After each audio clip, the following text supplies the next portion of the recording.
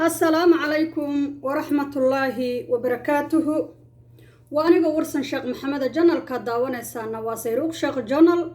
الصحابتي إذا أدبايدين سلامية دمانتين سودوادا ما شاء الله. الصحابت هذا يقصو بيرتي يو الصحابتي هوري انتبا وحان ليهي سودوادا ما شاء الله تبارك الله.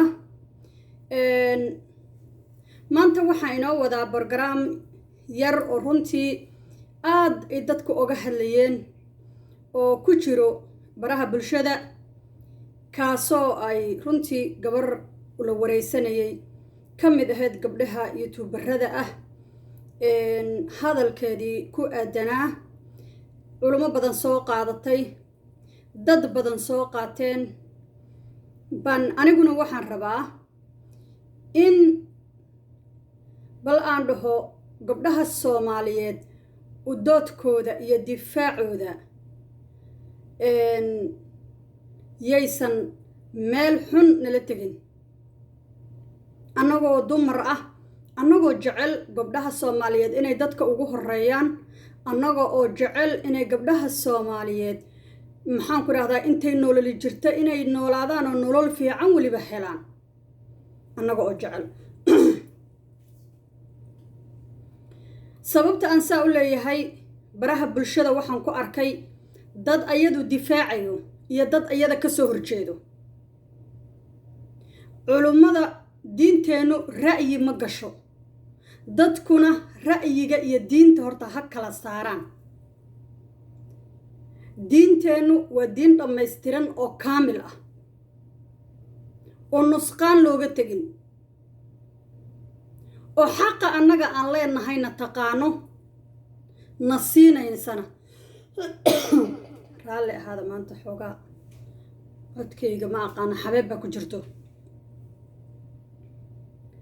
sababta aan saa u leeyahay waxay tahay diinteenna waa diin macaan waa diin ayadoo dhammaystiran oo kaamila noola keenay waa diin aan ku faraxsanahay haysashadeeda ku noolaashadeeda iyo ku dhimashadeeda intaba aan ku faraxsana allaha raxmaanka ee na siiyey ee noogu deeqay baana mahadda iska leh nabi maxamed calayhi salaatu wasalaam oo na soo gaarsiiyey baa ammaan iska leh mudnaantana allaha raxmaanka iska leh oo diintan waasaca ah keenay diinteenna marka inaad baratid waa muhiim laakiin inaad ra'yi ku jawaabtid oo waxay ra'yigaaga aad ka keensatid aad ku hadashid ama aad dhahdid waa laga fiican yahay waxaan leeyahay waxaa jiray brambur hadda ka hor aan tiriyey oo culimmada Soomaaliyeed aan u tiriyey oo aan ka tegay isagoo qabyo ah oon culimmadii weli dhammaystirin uu ii maraayay 30 علومة إن هذه دور لاتن علومة إن هاد مع قام برامبر كلا بقيود بكلاها لبا جنالنا واكو كل جرايو هاد يوتيوب ككوتشرو وجوهرنا وحا برامبر كزوج جلسي ولا شيء طلع وعن وحن لي هاي حفظه الله ما شاء الله تبارك الله سبب تمركا aan u arkay culimada inaan brambur ka sameeyo ama aan u bramburo baa waxay ahayd waagaas baraha bulshada ayaa waxa la haystay culimada waxa lagu marnaa culimada waxa lagu dhaganaa culimada waa noloshaga waxaana la yiri waa warasatu anbiya culimadu waa culimadii diintan gacanta noogu haysay oo maalin walbaba hadduu tafsiir yahay iyo xadiis hadduu yahay iyo hadduu aqris yahay iyo hadduu qiraa'o ahaan lahaa iyo hadduu tawjiid lagu bari lahaa iyo haddii axkaam laga sixi lahaa intaba sheekhyada iyo culimada noogu taagan weeye ما شاء الله تبارك الله أنا معلمكي قاعد بنقوم هذا علينا يا وأنت بدن أحكامته إذا صحي أحكامته إذا أنت بدن وحنكسح ذا ومر والبابا أنفيريا حفظه الله الشيخ والد شيخ عبد الرشيد شيخ علي السوفي ilaahayga raxmaanaha cimrigiisa u barakeeyo laakiin inta badan isagan waxaan ka fiirsadaa axkaamtiisa isagan waxaan ka fiirsadaa qiraa'ada qur'aanka inta badan waa ka saxdaa marka diinteennu ra'yi ha ku dabaqin maskaxdaada adigu ha ku dabaqin ma aha intaas way ka weyntaa tan kale waddamadan aan joogno dumarka joogo dumar naga nolol fiican oo naga nolol wanaagsan oo aan la dhibaataynaynin ma aha nin walba dhibaatada way haysataa dumarka halkan joogo ee waddamadan reer galbeedkan ku dhaqannahay haddaan dhahna waa ku dayanaynaa habeenkii waa iska soo dhexaynaa haddaan rabno xalaasha iyo xaaraantu kala garan mayno kii ninkan noo ahaa iyo kaan ninkan noo ahayn intaba kala garan mayno gabdhahoodu markay soo qaangaaraan oo iskuulka dhiganayaan baa waxaa la siiyaa daawooyinka dhalmada joojiyo sababtay tahay saaxiib bay yeelanaysaa annaguna diinteenna intaa waa ka hufan tahay waana ka sharaf badan tahay waana ka fiican tahay diinta marka anigoo gabar yar ah intaan ku soo barbaaray 17 sano markaan soo gaarayna aan ku guursaday oon maanta curadkaygii aan isla egnahay maasha allahu tabaaraka allah abubakar aan maanta isla egnahay oo markaan isla soconno kii asaga ku xigay baaba kasii dheer oo kasii weynoo markaan isla soconno la dhaho ma hooyadiin baa mise waa habaryartiin ilaahayga raxmaan ahay nimcadaasna siiyey oo na gaarsiiyey baa mahad iskale alxamdulilaah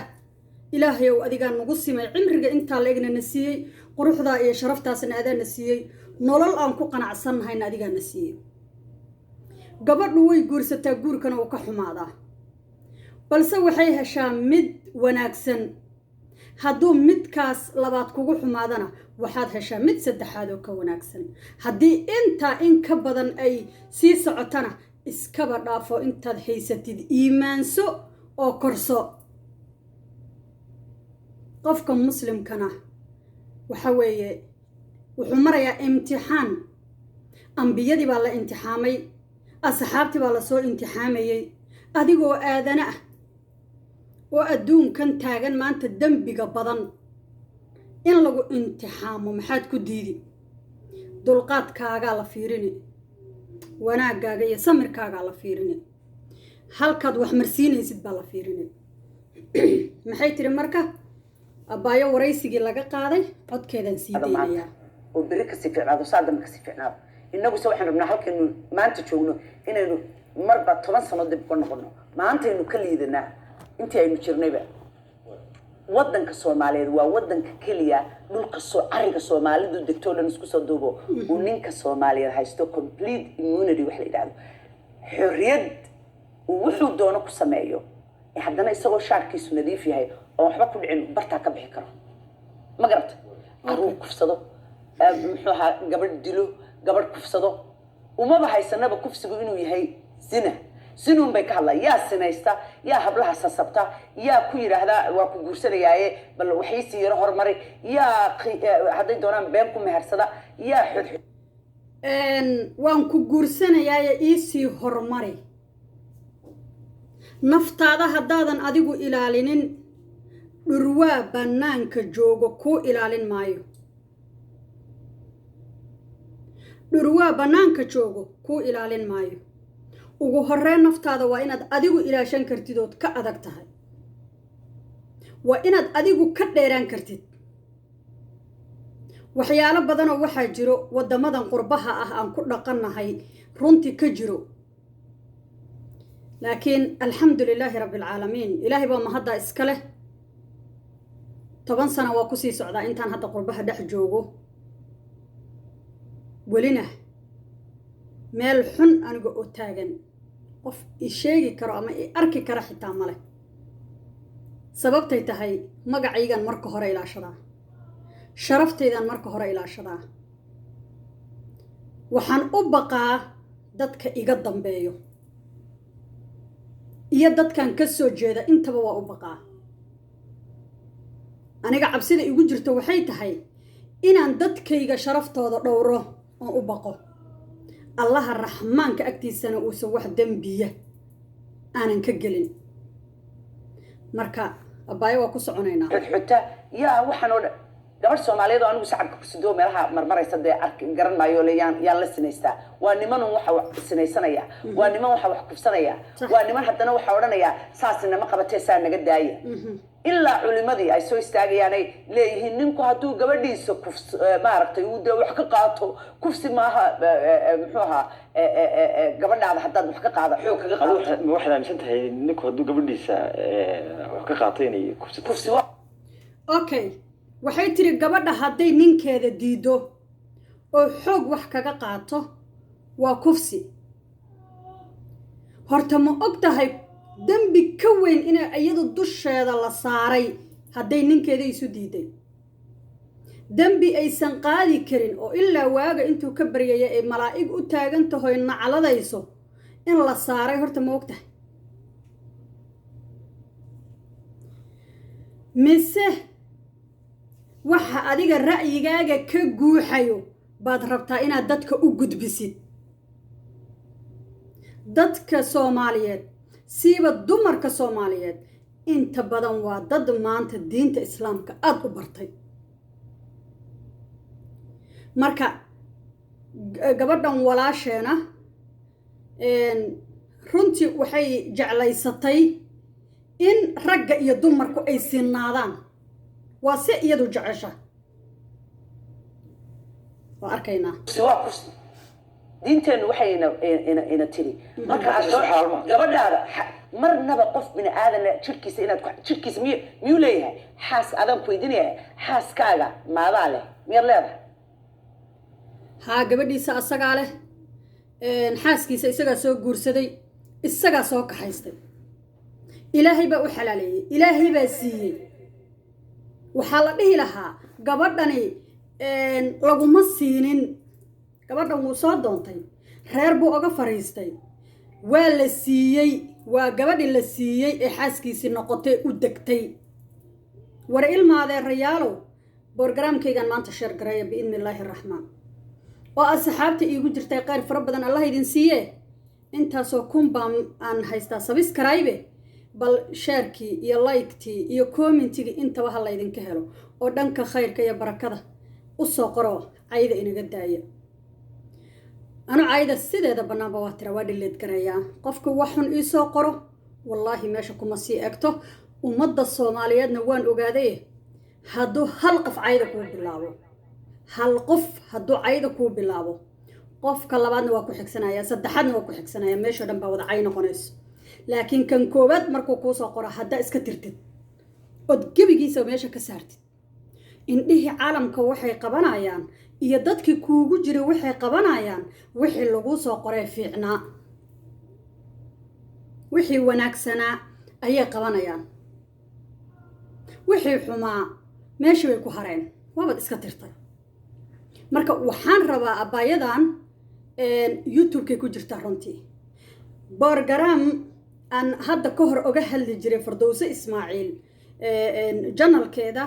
oo ahaa xalinta khilaafaadka qoyska iyo dadku inay iyagu wax xalin karaan because Soomaalida waxay dhahdaa dab ninkii ku dhaca dambaskiisa ka durko dabkan haddaad ku dhacdid dambaskina waxaad leedahay dhuxul baa ku hoos jirto waad ka cararaysaa Soomaalidu way maahmaahay badantoo waxay dhahdaayoo kale dadka waayo aragga ayaa wax la waraystaa ama wax la weydiiyaa ama gabar nolol fiican soo martay oo guri ka baaba'ay ama gabar nolol maxaan ku radaa xun soo martay oo nolol fiican gashay baa wax la warsadaa waxaad ka helaysaa fikrado fiican oo adiga gurigaaga kuugu dhaqmaayo oo kuugu dhismaayo abaya hadalkeedan ku socono xaaskaaga laba qof oo siman oo isguursaday oo nolol xalaal iyo qurux ma sinin dumaraan ahay allaha raxmaanka ahna wuxuu i siiyey sharaf iyo cizi iyo karaamo gurigayga aan ku joogo marwo ala yiri markiiba magacii waa layga bedelay shalay warsan baa ahaa maanta marwaan ahay yaa marwada iga dhigay marka marwada yaa iga dhigay yaa magacaan isaaray ma sinaan karna marka ilaahaygi raxmaan ahaa ninkan mas-uuliyad buu igaga dhigay mas-uul buu saaray waajibkiisa inuu gutana xaq buu u leeyahay kii waajibkiisa ka gaabiyana gabdhaha Soomaaliyeed inta badan ragga garab waxay ku siiyaan inuu guriga sii taagnaado ilaa midii shaydaan uu qaalib ka noqdo mooyaane oo halka ka baxdo waxaan sidaa u leeyahay waxay tahay waa simanahay tiri abaayo ma sinaan karo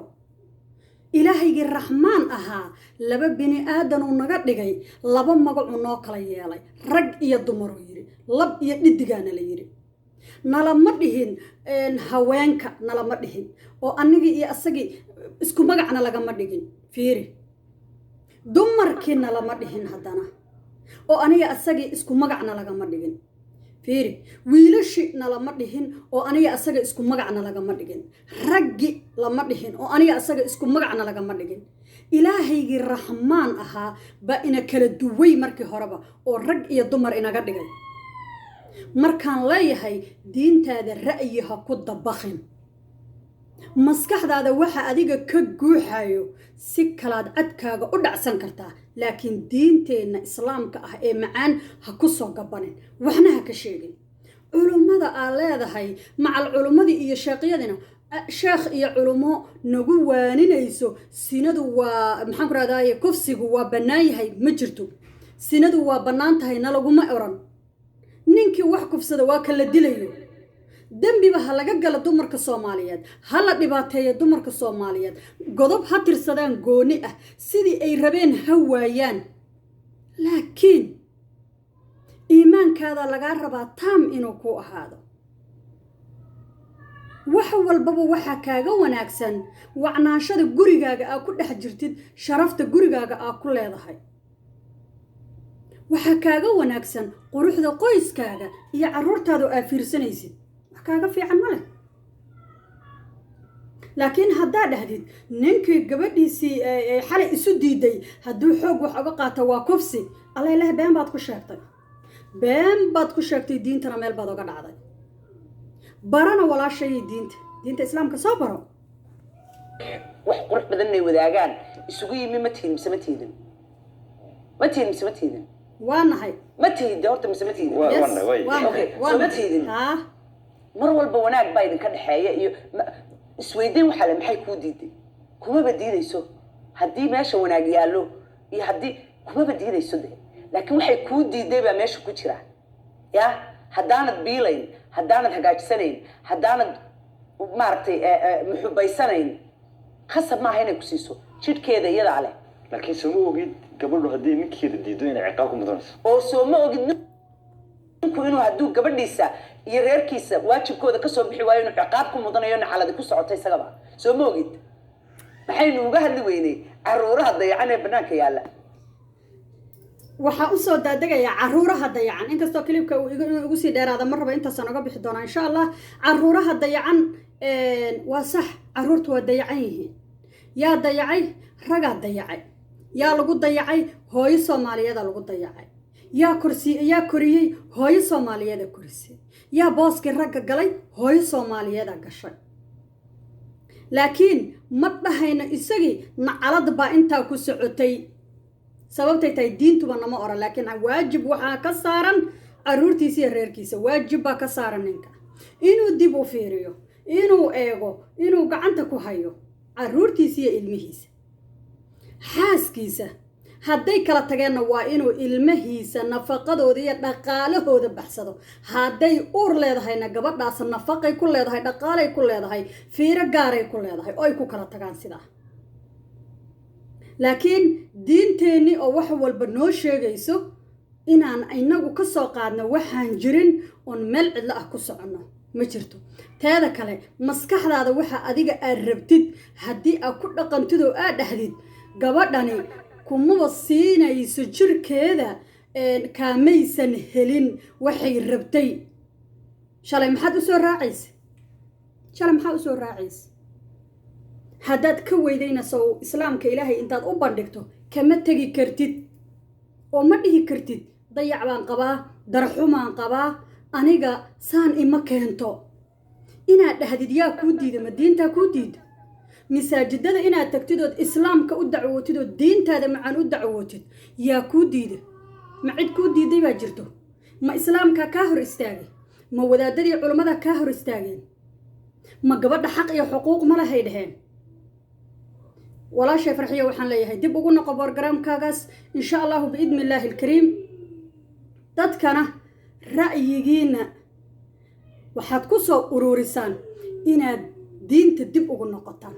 culummada caydeedana waxay leedahay inkaar iyo aafe culummada yaa la caayin culummadu madaxay noo saaran tahay culummada ha caayina ilaahay inuu ii ciseeyo culummada ciseeya oo culummada karaameeya oo culummada sharfa waa la sharfaaye waxaan idinkaga tegayaa aniga oo ah warsan sheekh maxamed janalkii aad daawanaysaana uu yahay sayruuq sheekh janal salaamullaahi calaykum waraxmatullaahi wabarakaatuh